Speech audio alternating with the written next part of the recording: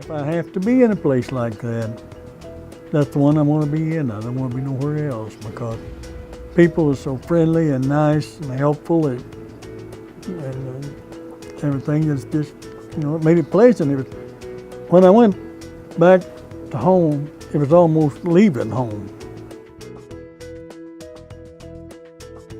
The thing that's most rewarding about my job is being able to see people make progress, from day to day or week to week. Being able to meet those goals and see, how much it matters in their daily lives.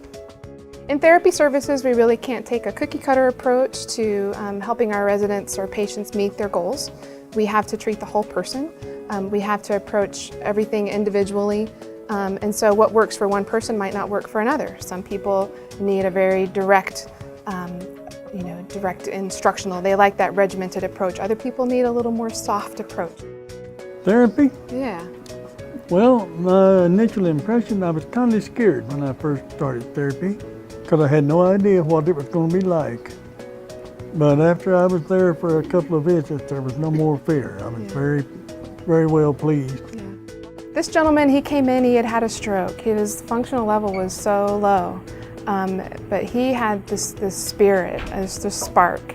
And he would just try and try and try as hard as he could, and he would make these little gains, just these little gains day by day by day, to the point where he was pretty much getting around good. We thought, he's going to be great. He's going to be, getting around in a wheelchair, but he'll be independent.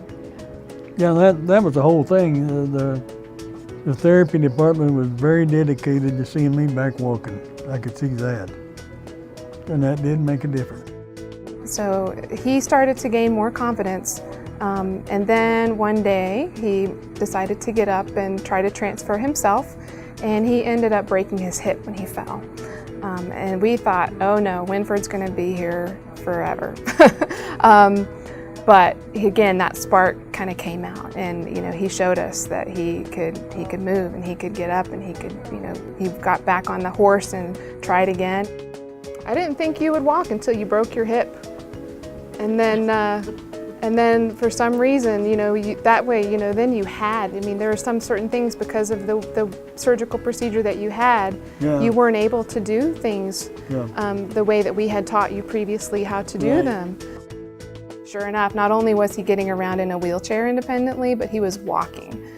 He was walking with some assistance, just a little bit of help. He was able to walk out of here. And that was just so rewarding, that relationship that we fostered with him and his wife. It was just an amazing experience. That was probably one of the highlights of my career.